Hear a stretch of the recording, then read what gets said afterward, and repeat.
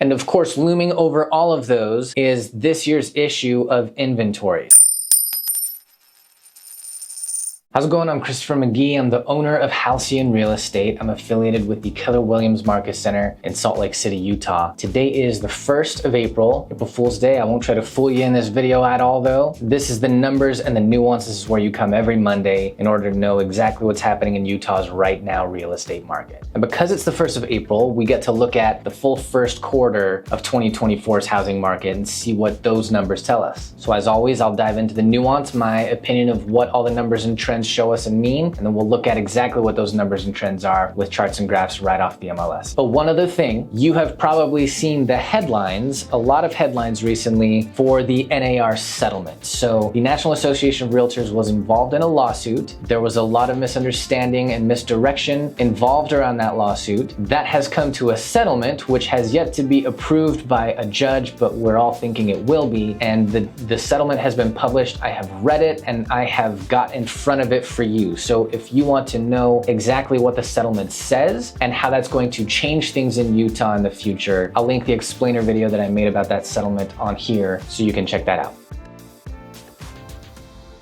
Okay, so as we look at the numbers and trends from 2024's first quarter, we see a number of things that we expect to see any year as we end winter and head into spring. Namely, our demand is coming up as evidenced by the rising number of home sales per week. Our time on market is diminishing. The amount of time it takes for a home to be on market before it gets offers and goes under contract, that number is coming down. And our home prices are coming moderately up. And it doesn't matter whether we look at the average list price or the average sold price, both those numbers are trending up, and then you'll see that the gap between those two numbers is narrowing. And of course, looming over all of those is this year's issue of inventory. So we're not always down around 7,000 active homes for sale come spring, but when we are, it sure lets us know that we're probably in for a spring and summer of prices of homes rising a little more than we'd probably like. Inventory was coming down from the beginning of last year's Q4 all the way until about a month ago, and then it leveled out and started inching its way back up. We'll see that today it came back down a bit, so it seems to have just leveled out. And where's it gonna go, up or down? We don't know. It just depends on how fast homes come available on the market as compared to how fast people are buying them. It seems to have leveled out a bit over 7,000 for now. We'd be a lot more comfortable with it around 10,000 plus in order to keep housing prices from shooting up again. Let's look at the numbers exactly and see where we stand.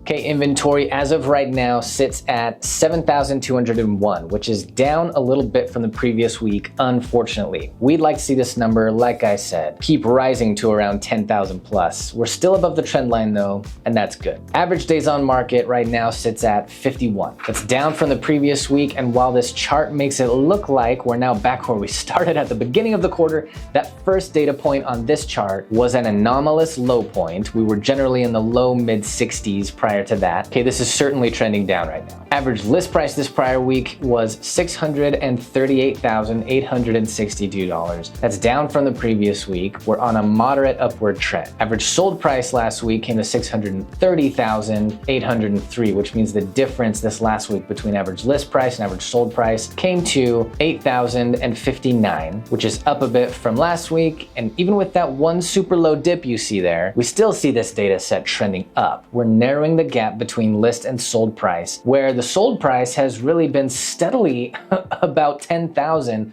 below list price since October of 2022 when I started keeping all these numbers. Look at that chart. But I won't be surprised if this summer sees these numbers the other way around, with inventory where it is and demand where it's going. Number of homes sold last week came to 626. That's up from the previous week, showing our spring demand definitely coming up. Number of homes currently under contract comes to 5,184, down from the previous week, clearly still trending up. The price reductions we had last week came to 545. That's down from the prior week, looking like it's trending pretty strongly up, but a lot of that is due to the one low point on the far left there. Other than that, looking pretty level between 500 to 600 per week. And finally, the number of listing contracts that were either canceled, expired, or withdrawn last week came to 400 107, up from the previous week, right when we'd expect this data set to pop up at the first of every month, trending down though from the beginning of the quarter. All right, guys, that is Utah's housing trends for the entirety of the first quarter of 2024. If you have any questions about any of those numbers, feel free to hit me in the comments. I'd love to respond. If you or anybody you know is looking to move in or around Utah in the coming months, I hope you'll feel comfortable reaching out to me because I'll certainly be happy to work with you. And of course, as always, if you'd like to stay educated on Utah's real estate market, not what happened last quarter, although I can give you last quarter in full. See, what most publications will give you is last quarter at the end of this quarter. I just gave you last quarter at the very last day of this last quarter. And you know I'm giving you the charts and trends every single week. So if you want to stay as up to date as I am on our housing market, hit that subscribe and I'll see you every Monday.